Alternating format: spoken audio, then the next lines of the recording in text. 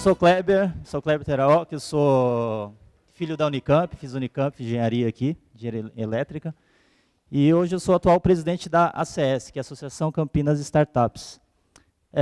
Quem conhece a ACS? Quem já ouviu falar da ACS aqui? Ah, legal. Ouviram falar bem ou mal? Ah, então tá bom.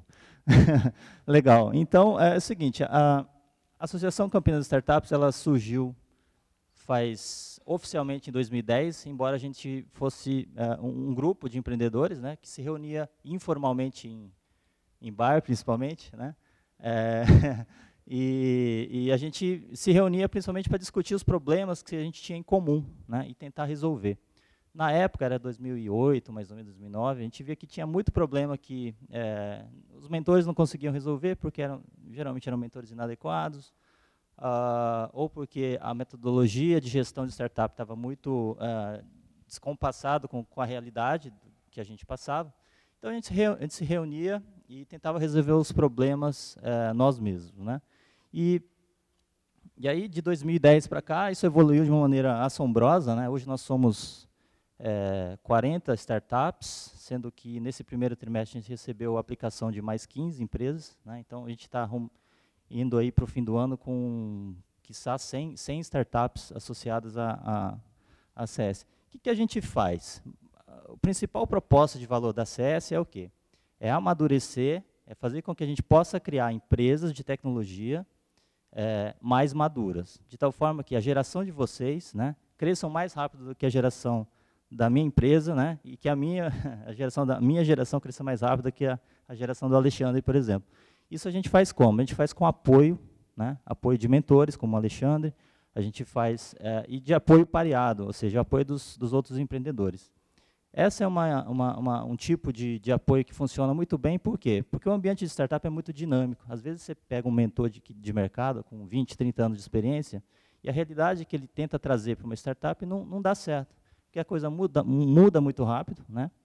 E é mais interessante você conversar com uma pessoa que está vivendo isso ou acabou de viver um determinado problema, e essa pessoa vai ter condições muito melhores para te ajudar do que um mentor de mercado bastante experiente. Obviamente que esses mentores são super importantes, né? Mas existem momentos em que esses conselheiros são importantes, porque muitas vezes também eles não têm condição de ficar no dia a dia com a gente, né, nas empresas, e através desse tipo de mentoria pareada, a gente consegue fazer reuniões semanais. Então, a principal proposta de valor faz através dos coworks. O que são? São reuniões semanais, tá? A gente se reúne toda segunda e terça-feira à noite, depois do expediente. Os empreendedores vão para o hub, que a gente tem aqui na Avenida 1, número 240. Vocês estão todos convidados a conhecer. A gente se reúne e faz uma reunião desse tipo aqui. Faz uma rodinha. Obviamente, isso aqui é estruturado, né? Cada uma dessas reuniões tem startups com grau de maturidade semelhante, né? Então, por exemplo, pessoas que têm empreendedores que têm só uma ideia, estão na fase que a gente chama de Customer Discovery, né? A gente reúne num grupo e tem sempre um facilitador que já passou por essa fase, tá?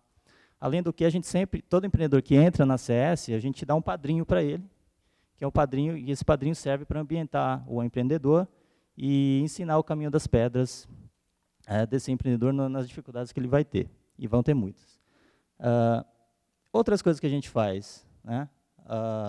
Eventos, a gente tem um evento anual, que é a Conferência de Startups, que a gente tenta dar uma visibilidade das startups que a gente está criando, né? A gente acredita que, através do nosso modelo de aceleração, do nosso modelo de gestão, a gente consegue criar startups mais maduras e com valor de mercado maior, né? Um case muito interessante que saiu essa semana passada, foi o case da empresa, uma das empresas fundadoras do Igor aqui, que está sentado. A iSystems recebeu um aporte milionário do Fundo Pitanga, que é dos banqueiros do Itaú e dos fundadores da Natura, né? Isso para a gente foi bastante significativo, porque eles passaram 2 anos procurando startups, foram mais de 700 planos de negócio analisados, e eles foram a primeira empresa a receber o aporte, né? Então, para a gente é significativo, isso é resultado palpável, né, de mostrar que a gente realmente tem um modelo de aceleração que é diferenciado. E outras coisas que a gente faz. Participa de workshops, eventos como esse aqui, né? O Desafio Unicamp é um evento que a gente participa desde da primeira edição, e a gente fica sempre satisfeito em participar, porque a SES tem uma visão e uma missão. A nossa missão é melhorar o grau de maturidade das startups. E a nossa visão é criar empresas com valor de mercado acima de 1 bi. Essa é a nossa visão. E toda vez que a gente participa de eventos como esse, a gente tem condição de passar isso para vocês, passar a metodologia, passar a gestão, para que vocês possam criar suas empresas de maneira mais organizada, mais rápida. E que é importante, né? Eu sempre comento com os empreendedores que querem entrar na SES, é ter um sonho grande. Né? O que é sonho grande? Né? Vocês já devem ter ouvido falar muitas vezes a frase, né? Sonhar grande gasta a mesma energia que sonhar pequeno. Né? Na prática, o que isso quer dizer? Né? Quer dizer o quê? Se você tem intenção de criar um negócio, se você criar digamos, uma padaria e criar uma Embraer, isso vai te tomar as mesmas 14, 16 horas de trabalho por dia. Então, já que é para sonhar grande, obviamente todo mundo precisa de pão, né? Vamos respeitar. Mas a gente está falando aqui de gente que está sendo formada, capacitada, que tem uma capacidade de realização muito grande. E acho que é obrigação nossa olhar, né? E tentar sempre utilizar nosso potencial máximo para criar empresas e empreendimentos que tenham um impacto muito grande na vida das pessoas, seja em termos de uma empresa que fature muito alto ou uma empresa que tenha um impacto na sociedade muito grande. Né? Aqui eu reuni algumas palavras assim que estão no dia a dia da gente, sempre, né, na cabeça da gente, e reúne alguns aprendizados assim que a gente veio acumulando durante todos esses anos. O que é que dá muito certo? Né? São os melhores. Para que dá muito certo? Empreendedores que têm sonho grande tendem a ter uma probabilidade de sucesso maior nas atividades do dia a dia. Tá? Outra coisa, a gente sempre orienta os empreendedores a ter meta para tudo. Na CS, nessas reuniões de coworking que a gente faz, a gente cobra a meta semanal de todas as empresas. Quem não cumpre meta passa vergonha. A gente faz questão de fazer com que as pessoas passem vergonha para bater meta, porque isso é o que faz a startup andar para frente. Não adianta, tem que ter uma visão orientada a metas, tem que ter sonho grande, tem que ter senso de urgência para fazer as coisas, porque é comum assim um empreendedor que está começando, ele geralmente não olha para a gestão da mesma maneira que um executivo, o que é normal. Só que o que a maioria dos empreendedores não percebe é que o gestor de startup ele tem que ser um gestor muito melhor do que o gestor de uma empresa grande. Por quê? Porque as constâncias de tempo, vamos dizer assim, de uma startup são muito menores. Então, ele tem que fazer todo o ciclo de gestão dele num tempo muito mais curto. Então, uma empresa grande, você pode rever metas de mês em mês, mas uma startup não tem esse luxo, ele tem que fazer isso toda semana. Por quê? Porque a meta também muda toda semana. É um ambiente muito mais instável, muito mais imprevisível. Então, o empreendedor ele tem que ser um gestor ninja mesmo. Não dá para perder o olho em gestão. E essas metodologias que vêm surgindo hoje em dia, né, Lean Startup, tem ferramentas como BMC, isso tudo nada mais é do que gestão, método cartesiano mesmo, desde o tempo de Descartes, é PDCA puro, né? Não tem nada de novo nisso tudo. E no fim, o que acaba realmente fazendo a diferença é o comportamento empreendedor que o empreendedor demonstra no seu dia a dia. Uma outra coisa aqui, super importante, uma dica logo de cara, eu coloquei aqui B2B. Né? Tem dois tipos de empresa. Quem está pensando em criar um negócio aí, ou você vai criar um negócio para vender produtos e serviços para uma outra empresa, ou você vai vender produtos e serviços para consumidor final. Dica importante. O custo de aquisição de cliente, que é o principal indicador no começo de uma startup, ele é quase que impeditivo para um negócio B2C, ou seja, para negócios que você vai vender para cliente final. E a gente aprendeu o quê? Que a melhor maneira de uma startup começar é começar desenhando produtos e serviços para vender para a empresa. Isso aumenta muito a probabilidade de sucesso da empresa e diminui o risco da empresa acabar sem dinheiro e falir, né? Então, outra dica importante aqui, pensem em negócios B2B. Tá? Não estou dizendo que B2C seja ruim, estou dizendo que B2C precisa de muito dinheiro. B2C é um tipo de negócio que precisa de capital intensivo, e uma startup, obviamente, não tem isso. Tá? Legal. E outra coisa super importante aqui é happy hour. Legal. Então, regra número 1 para empreendedores, mantenha-se vivo. O que isso quer dizer? Quer dizer o seguinte, em média, vai demorar 7 anos para você ter um negócio de sucesso. 7 anos, se você não morrer no meio do caminho. E obviamente, o caminho para você sair do ponto inicial para o ponto final, ele obviamente não era um caminho linear. Ou seja, quando você olha para trás, você vai ver que você errou, e consertou, e errou, e passou pelo Vale da Morte várias vezes, né? E essa trajetória toda aqui vai levar 7 anos. Então, a regra número 1 qual que é? Para poder percorrer esses 7 anos, mantenha-se vivo. O que eu quero dizer com isso? Para você privilegiar o fluxo de caixa da sua empresa. Ou seja, todas as decisões que você tomar aqui no meio do caminho, o fluxo de caixa tem que estar sempre na mente da gente. Senão, a gente vai morrer antes e não vai conseguir percorrer o caminho que tem que percorrer para ter sucesso. Esse daqui, vocês conhecem esse cara aqui? Isso aqui são vocês. Depois de formado na Unicamp. Tá?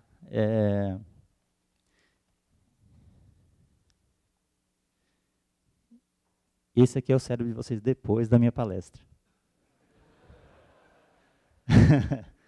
Não, eu coloquei isso aqui, gente, porque é o seguinte, quando a gente fala em gestão de startup, né, quando essas metodologias Lean surgiram, PMC, um monte de coisa aí, ferramenta, a gente sempre está olhando para esse lado aqui, o lado analítico das coisas, o modo de você fazer acompanhamento de metas, o modo de você pivotar, o modo de você criar produto.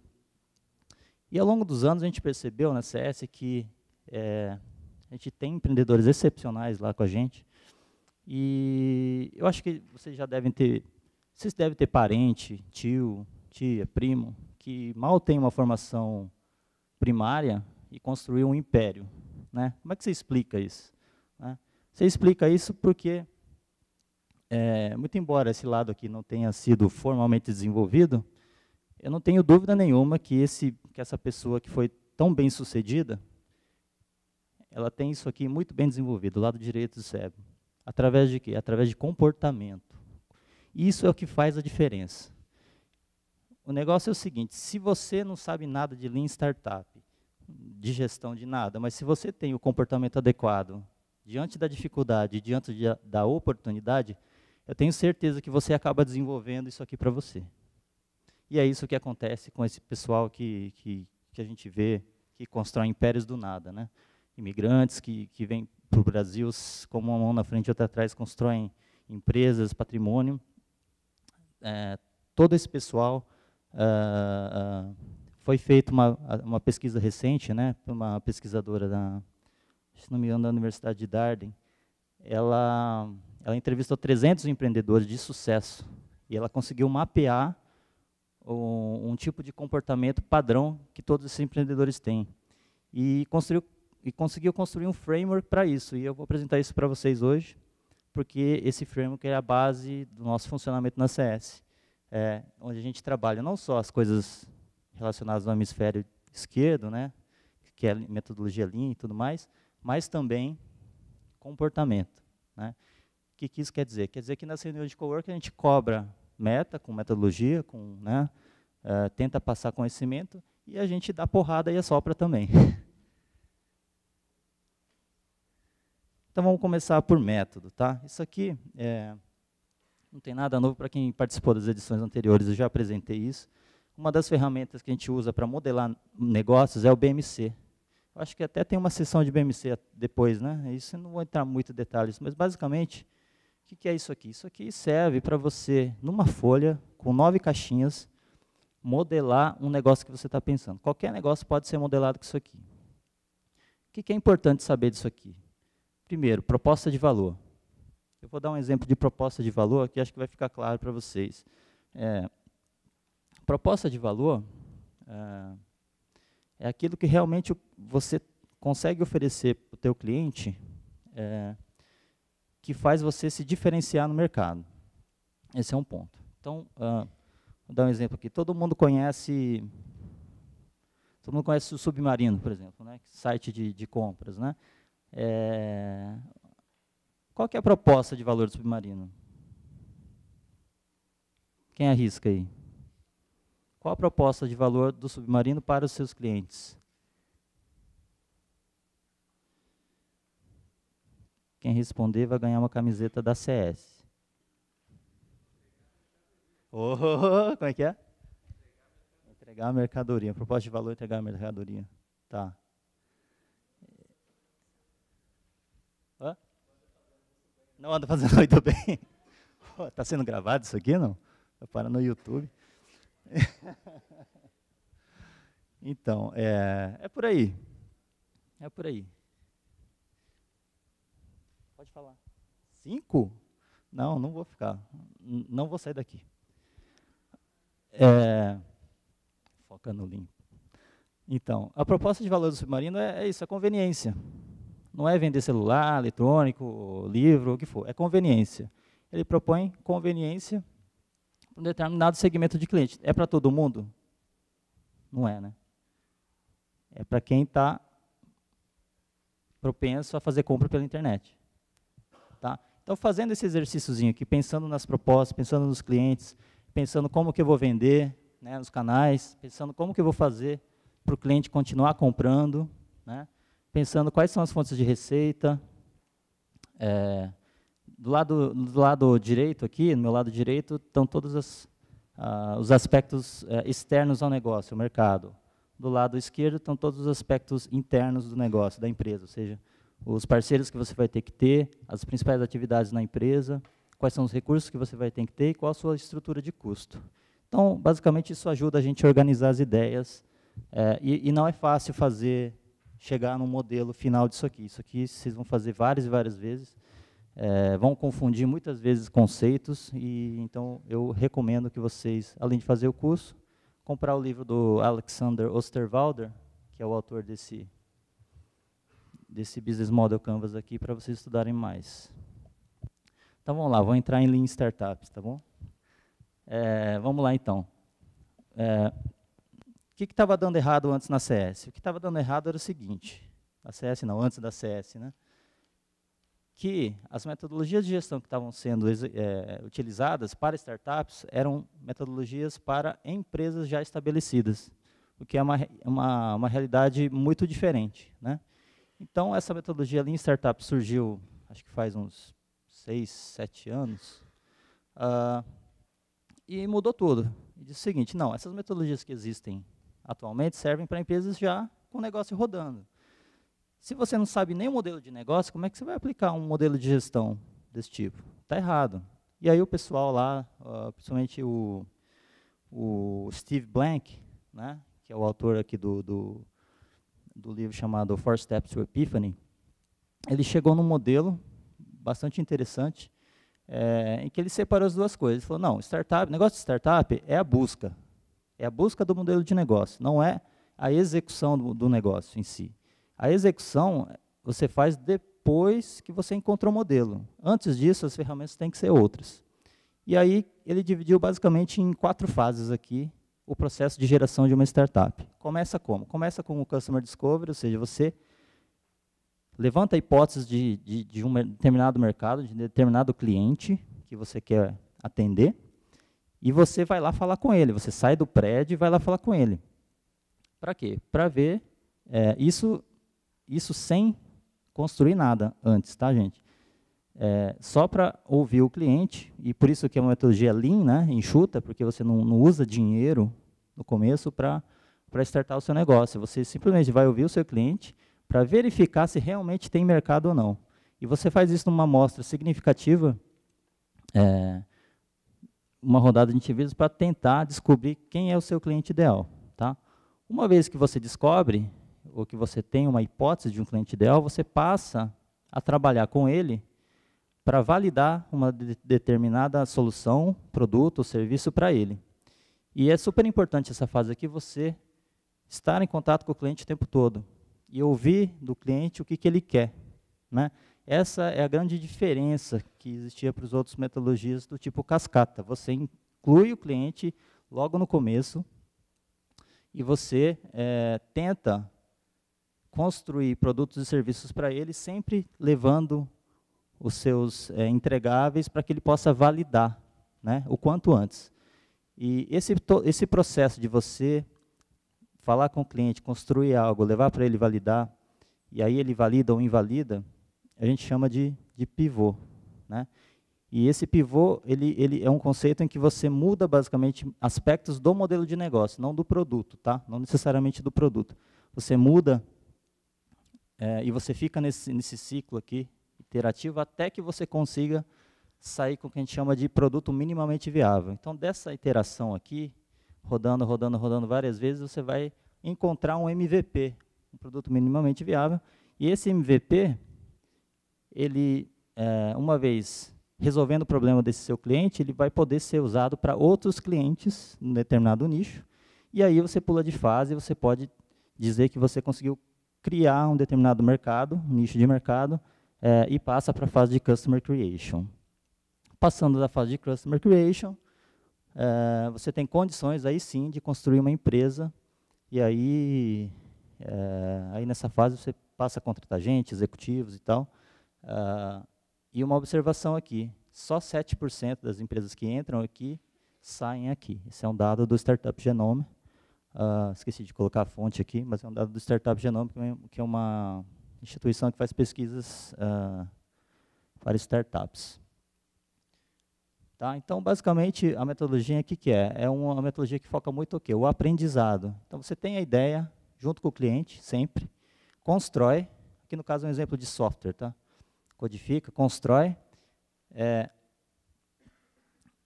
extrai dados, leva para o cliente, extrai dados do uso do cliente, né? Analisa, aprende, tem novas ideias e começa o ciclo novamente. Tá? Isso aqui é uma coisa que é feita em empresas de software, por exemplo, muito dinâmicas, 10, 20 vezes por dia. Tá? Isso aqui é um ciclo que se repete o tempo todo. E a metodologia Lean, né? A referência aqui é o Eric Ries, Startup Lessons Learned. Ele tem um blog que ele fala sobre os vários aspectos de como criar startups de tecnologia usando essa metodologia. Lembro que isso começou com um software para empresas de web, mas isso é aplicável para qualquer outro tipo de negócio. Nós temos um exemplo na CS, que é uma empresa de biotech que está usando isso aqui para fazer a gestão da startup, uma startup de biotech. Então, beleza. Aí o que interessa, que é o que eu acho que vocês vão usar mais, tanto para o desafio quanto para a vida mesmo, que eu considero. Né? A gente vinha trabalhando muito com as nossas empresas em gestão, né? Acho que todo mundo hoje está careca de saber e usar as ferramentas de gestão, mas o que a gente percebeu ao longo do tempo é que muitas vezes faltava comportamento. Né?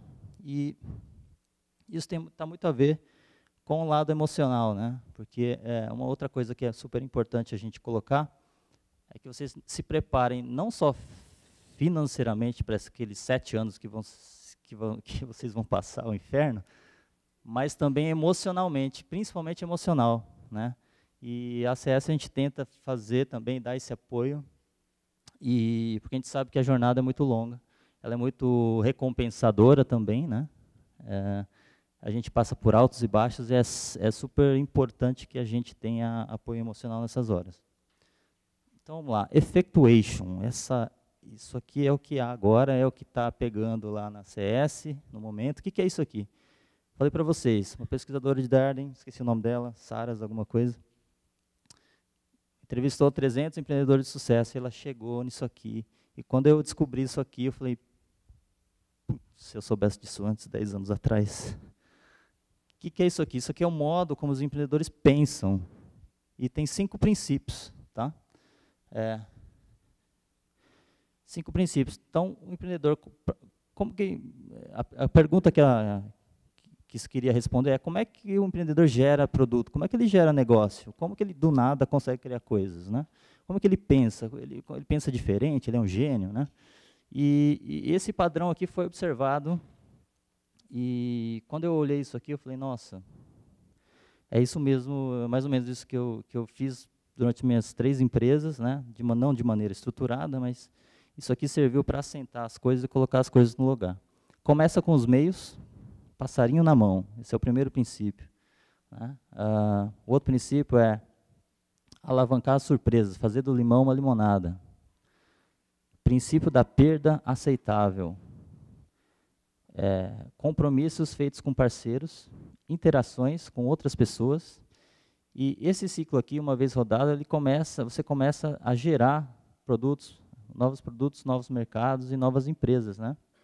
E a cada interação com as pessoas que você tem, novos meios e novas metas são colocadas o tempo todo para o empreendedor. Por isso que, para um ambiente de startup, o acompanhamento de metas tem que ser semanal, porque a meta vai mudar toda vez que você tiver contato com alguém, seja o cliente, o parceiro, né? Porque vão surgir novas metas, vão surgir novos recursos, e assim é uma coisa super interessante, porque é uma coisa viciante toda vez que você vai falar com um parceiro, um cliente, surge algo novo, surge uma ideia nova, e isso cria uma energia muito positiva na startup e faz com que a gente consiga seguir em frente. Então, vou começar aqui pelo primeiro princípio, que é o passarinho na mão. Então, vocês têm aí o desafio de fazer uma patente, de pegar uma patente e fazer um negócio, né? Todo empreendedor começa com o passarinho na mão, ou seja, quem eu sou, o que eu sei e quem eu conheço. Isso é muito importante, quem eu conheço. Então, se vocês forem escolher uma determinada patente lá para começar, olha a lista de patentes baseado nisso aqui. Tá? E não no conhecimento que você tem sobre aquilo. Obviamente, técnico, né, vou dizer. Obviamente, você tem que saber minimamente sobre a aplicação, mas quem você conhece vai te ajudar muito mais a fazer o negócio do que propriamente a tecnologia em si. Então, esse é o primeiro princípio, passarinho na mão. O segundo é da perda aceitável. O que é isso aqui?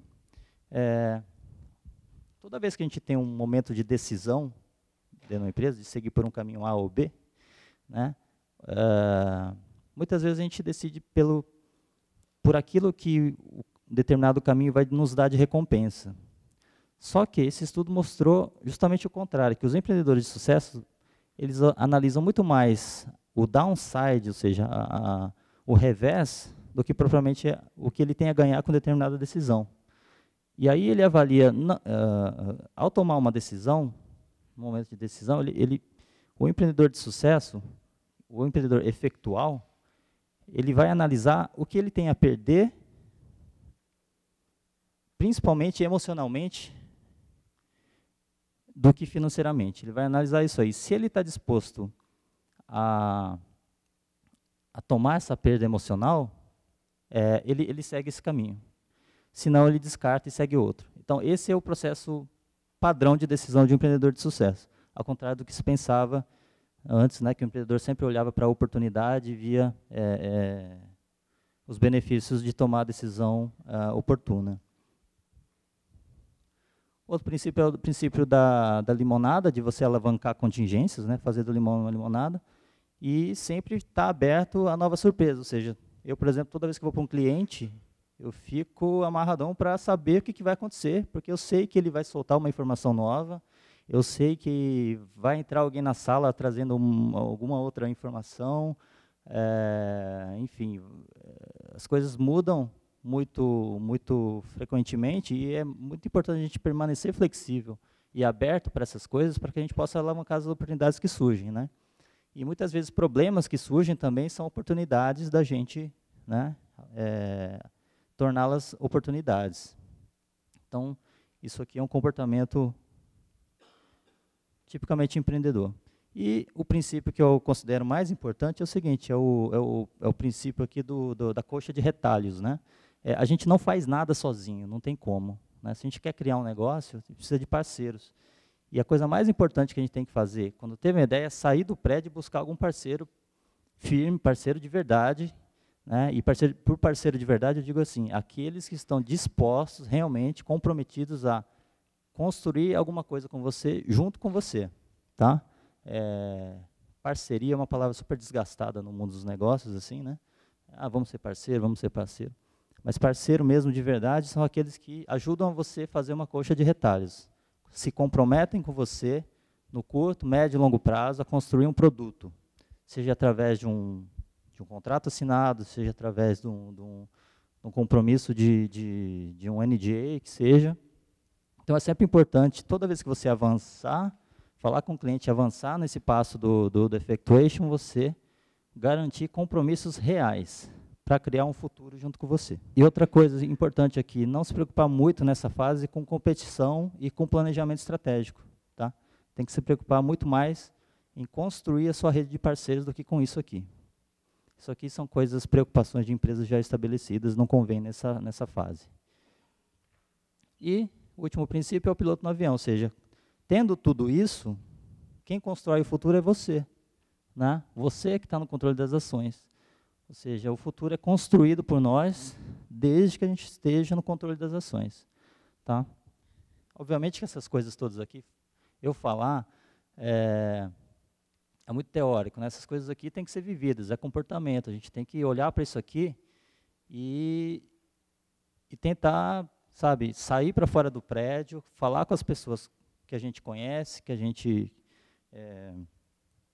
quer construir um futuro junto, que vê como parceiros e clientes potenciais, e falar, ter atitude, né, planejar direito, ter uma boa imagem perante esses parceiros, para poder criar novos meios, novos objetivos aqui, e fazendo esse ciclo aqui, de sair do prédio, falar com as pessoas, ter novas ideias, voltar, construir, a gente consegue, como subproduto, novos produtos, novos serviços, novos mercados. Obrigado, gente.